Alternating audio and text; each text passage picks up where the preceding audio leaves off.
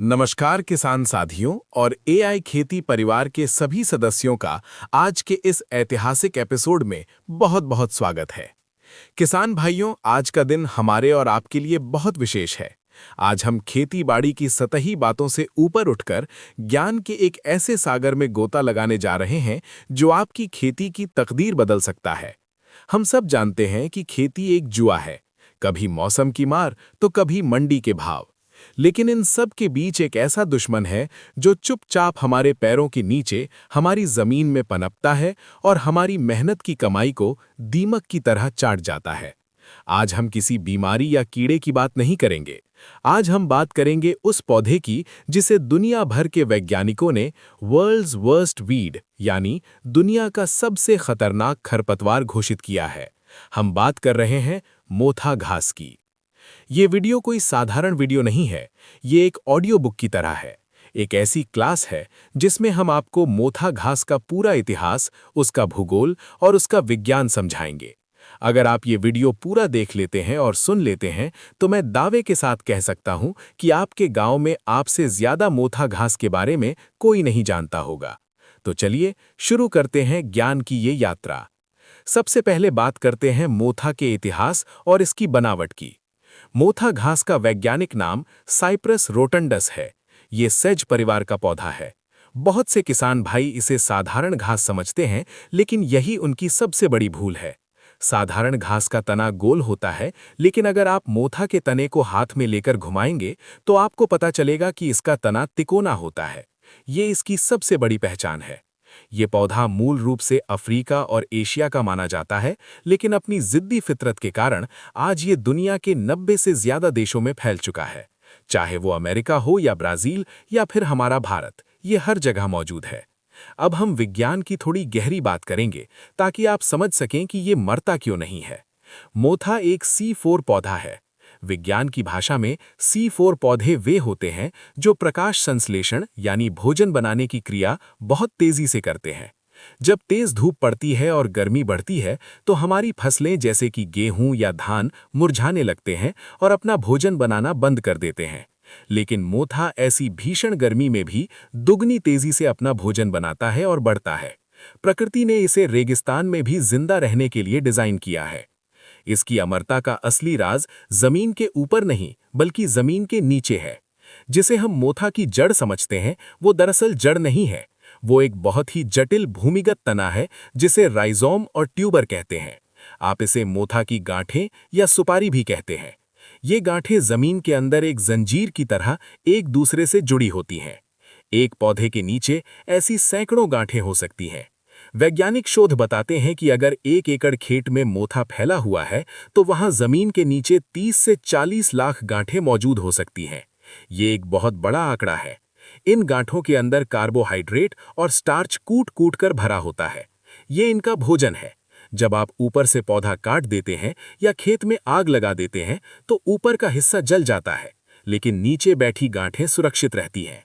जैसे ही उन्हें थोड़ी सी नमी मिलती है, वे उस जमा किए हुए भोजन का उपयोग करती हैं और दोबारा नया पौधा खड़ा कर देती हैं। एक और बहुत ही रोचक बात आपको बताता हूं।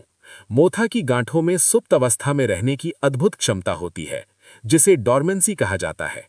मान लीजिए कि आपके क्षेत्र में भयंकर सूखा पड़ गया, पानी की एक बूंद नहीं है, सारी फसलें सूख गईं, सारे खरपतवार मर गए।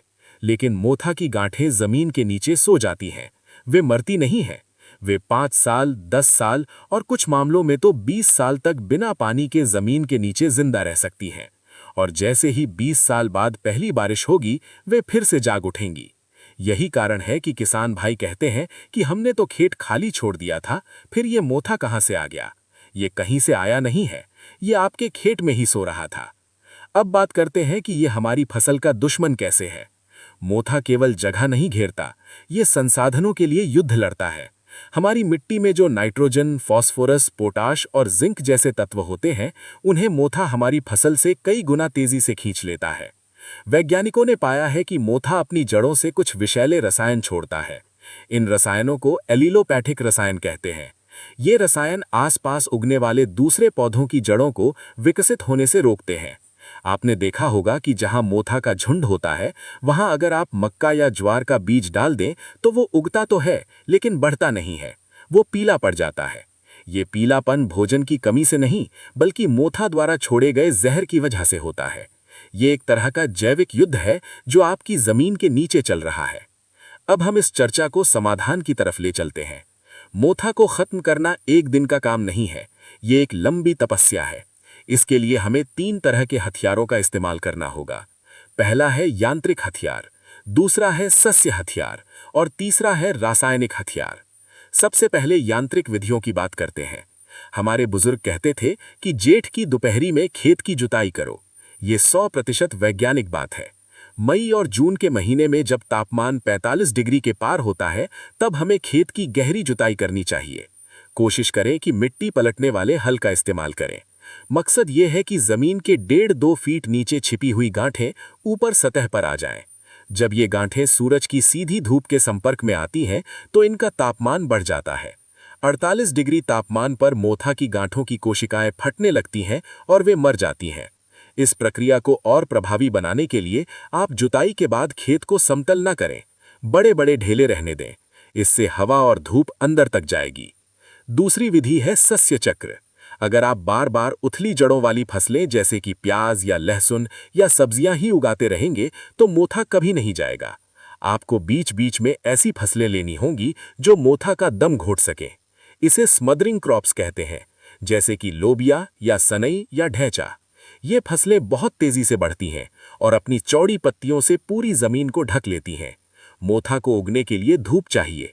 जब उसे धूप नहीं मिलती तो वो कमजोर पड़ने लगता है और नई गांठें नहीं बना पाता। अब हम आते हैं सबसे महत्वपूर्ण हिस्से पर, जो है रासायनिक नियंत्रण। ये हिस्सा बहुत टेक्निकल है, इसलिए इसे बहुत ध्यान से सुनें। रासायनिक नियंत्रण में किसान भाई अक्सर फेल हो जाते हैं, क्योंकि वे सही दवा का चुनाव नहीं करते या फिर दवा डालने का तरीका गलत होता है। सबसे पहले बात करते हैं उस स्थिति की जब आपका खेत खाली पड़ा है। खाली खेत में मोथा मारने का सबसे बढ़िया हथियार है ग्लाइफोसेट। इसे पूरी दुनिया में राउंडअप के नाम से जाना जाता है। Glyphosate 41% SL। लेकिन रुकिए, केवल ग्लाइफोसेट छिड़कने से काम नहीं बनेगा। आपको इसके काम करने के तरीके को समझना होगा। मोथा की पत्तियों पर मोम की एक बहुत चिकनी परत होती है। ग्लाइफोसेट पानी आधारित दवा है। जब आप इसे छिड़कते हैं तो ये पत्ती से फिसल जाती है। दवा को पत्ती के अंदर घुसाने के लिए हमें एक चाबी की जरूरत होती है, और वो चाबी है यूरिया या अमोनियम सल्फेट। जब आप दवा का घोल बनाएं तो प्रति एकड़ 200 लीटर पानी लें, उसमें 1.5 लीटर ग्लाइफोसेट मिलाएं और साथ में 200 ग्राम यूरिया या 1 किलो अमोनियम सल्फेट मिलाएं। यूरिया मोथा की पत्तियों के रंध्रों यानी सांस लेने वाले छिद्रों को जबरदस्ती खोल देता है। इससे दवा पौधे के सिस्टम में तेजी से घुसती है। ग्लाइफोसेट एक सिस्टमिक दवा है। ये पत्तियों से घुसकर तने के रास्ते नीचे जड़ों तक जाती है और आखिरी गांठ तक पहुंचती है। लेकिन इस प्रक्रिया में समय लगता है। किसान भाई अक्सर छिड़काव के 4 दिन बाद ही खेत जोत देते हैं। ये गलत है। छिड़काव के बाद कम से कम 21 से 25 दिन तक खेत को न छेड़ें। पौधे को दवा पीने दें, उसे धीरे धीरे अपनी जड़ों तक जहर ले जाने दें। जब पौधा पूरी तरह भूरा होकर सूख जाए, तभी जुताई करें। एक और बहुत बड़ी तकनीकी बात जो 90% किसान नहीं जानते, वो है पानी का पीएच मान। आप दवा का घोल बनाने के लिए जिस पानी का इस्तेमाल कर रहे हैं, वो कैसा है? अगर आप नलके का खारा पानी ले रहे हैं जिसका पीएच 8 या 9 है, तो आपकी महंगी से महंगी दवा बेकार हो जाएगी। ग्लाइफोसेट और बाकी खरपतवार नाशक दवाएं अम्लीय पानी में अच्छा काम करती हैं। पानी का पीएच 6 या 7 होना चाहिए। इसके लिए आप बाजार से पीएच स्ट्रिप लाकर पानी चेक कर सकते हैं। अगर पीएच ज्यादा है तो पानी में नींबू का सत या थोड़ा सा सिरका मिलाकर उसे ठीक करें और फिर दवा मिलाएं। आप देखेंगे कि दवा का असर 2 गुना हो गया है। अब बात करते हैं खड़ी फसलों की। अगर आपके खेत में मक्का, गन्ना या ज्वार खड़ी है तो आप ग्लाइफोसेट नहीं डाल सकते। ये आपकी फसल को भी जला देगा। इसके लिए वैज्ञानिकों ने एक बहुत ही चमत्कारी दवा बनाई है जिसका नाम है हालोसल्फ्यूरॉन मिथाइल 75% WG। ये एक चयनात्मक शाकनाशी है। इसका मतलब है कि ये भीड़ में भी अपने दुश्मन को पहचान लेती है। ये दवा मक्का और गन्ने को कुछ नहीं कहती, लेकिन मोथा को चुन चुन कर मारती है। बाजार में ये सैम्प्रा के नाम से मिलती है। इसकी कार्यप्रणाली बहुत ही अद्भुत है। ये दवा मोथा के अंदर जाकर ALS नाम के एक एंजाइम को बनने से रोक देती है। ये एंजाइम पौधे के बढ़ने के लिए जरूरी होता है। जैसे ही ये एंजाइम बनना बंद होता है, मोथा की जड़ें भोजन लेना बंद कर देती हैं। धीरे धीरे पौधा पीला पड़ता है और ऊपर से सूखने लगता है। लेकिन असली काम नीचे हो रहा होता है। जमीन के नीचे उसकी गांठें गलने लगती हैं। इस दवा की मात्रा बहुत कम है, 1 एकड़ में केवल 36 ग्राम। इसके साथ एक चिपको यानी स्टिकर जरूर मिलाएं ताकि दवा पत्तों पर चिपकी रहे। धान की फसल में मोथा नियंत्रण एक अलग चुनौती है, क्योंकि धान में हमेशा पानी भरा रहता है और मोथा पानी को पसंद करता है। धान के लिए बिस्पायरीबैक सोडियम 10% SC, जिसे नोमिनी गोल्ड कहते हैं, एक अच्छी दवा है। इसके अलावा पायराजोसल्फ्यूरॉन इथाइल का भी प्रयोग किया जा सकता है। लेकिन धान में दवा डालते समय ये ध्यान रखें कि खेत से पानी निकाल दें। छिड़काव के 24 घंटे बाद दोबारा पानी भरें। इससे दवा को पत्तियों पर काम करने का मौका मिल जाता है। सब्जियों की खेती में रासायनिक नियंत्रण थोड़ा मुश्किल होता है, क्योंकि सब्जियां बहुत नाजुक होती हैं। अगर आप टमाटर, मिर्च या बैंगन की खेती करते हैं तो मैं आपको सलाह दूंगा कि आप मल्चिंग पेपर का इस्तेमाल करें। सिल्वर और ब्लैक रंग का मल्चिंग पेपर बिछाएं। इससे मोथा को धूप नहीं मिलेगी और वो अपने आप खत्म हो जाएगा। ये तरीका रसायनों से महंगा जरूर है, लेकिन ये आपकी फसल को बीमारियों से भी बचाता है और मोथा से भी। किसान भाइयों, अब हम कुछ सावधानियों की बात करते हैं जो बहुत जरूरी है। कोई भी खरपतवार नाशक दवा इंसान के लिए भी जहरीली होती है। जब भी आप स्प्रे करें तो हमेशा सुरक्षा किट पहनें। मुंह पर मास्क और हाथों में दस्ताने जरूर होने चाहिए। हवा की विपरीत दिशा में कभी स्प्रे ना करें और स्प्रे करने के बाद हाथ पैर साबुन से अच्छी तरह धोएं। एक और सावधानी ये है कि स्प्रे करने के लिए नोजल का सही चुनाव करें। अक्सर किसान भाई उसी नोजल से स्प्रे करते हैं जिससे वे कीड़े मारने की दवा डालते हैं। ये गलत है। खरपतवार मारने के लिए हमेशा फ्लैट फैन नोजल या फ्लड जेट नोजल का इस्तेमाल करना चाहिए। ये नोजल दवा को बारीक बूंदों की बजाय एक चादर की तरह फैलाता है, जिससे पत्तियों पर दवा अच्छी तरह जम जाती है। आखिर में मैं आपसे यही कहना चाहूँगा कि मोथा से लड़ना एक धैर्य का काम है। अगर आप सोचें कि एक बार दवा डालने से ये हमेशा के लिए चला जाएगा, तो ऐसा नहीं होगा। आपको लगातार 2-3 साल तक इसके पीछे पड़ना होगा। अपने खेत की मेड़ को साफ रखें, नालियों को साफ रखें, क्योंकि कई बार खेत तो साफ हो जाता है, लेकिन मेड़ पर खड़ा मोथा अपने बीज खेत में गिरा देता है और समस्या फिर से शुरू हो जाती है। हमें उम्मीद है कि इतनी विस्तृत और वैज्ञानिक जानकारी आपको YouTube पर कहीं और नहीं मिलेगी। हमारा उद्देश्य यही है कि हमारा किसान भाई केवल मेहनत न करे, बल्कि स्मार्ट खेती करे, विज्ञान को अपने खेत में लागू करे। अगर आप इन तरीकों को अपनाएंगे तो निश्चित रूप से आप अपनी लागत कम कर पाएंगे और मुनाफा बढ़ा पाएंगे। AI खेती चैनल हमेशा आपके साथ खड़ा है। अगर आपके मन में मोथा या किसी और खरपतवार को लेकर कोई भी सवाल है या कोई शंका है, तो आप बेझिझक हमें कमेंट बॉक्स में लिखें। हम और हमारी वैज्ञानिकों की टीम आपके हर सवाल का जवाब देने की पूरी कोशिश करेगी।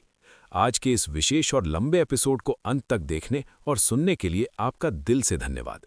इस जानकारी को अपने तक सीमित न रखें, इसे अपने साथी किसानों के साथ व्हाट्सएप ग्रुप और फेसबुक पर शेयर करें, क्योंकि ज्ञान बांटने से ही बढ़ता है। अगले एपिसोड में हम फिर मिलेंगे एक नई जानकारी, एक नई तकनीक और एक नए जोश के साथ।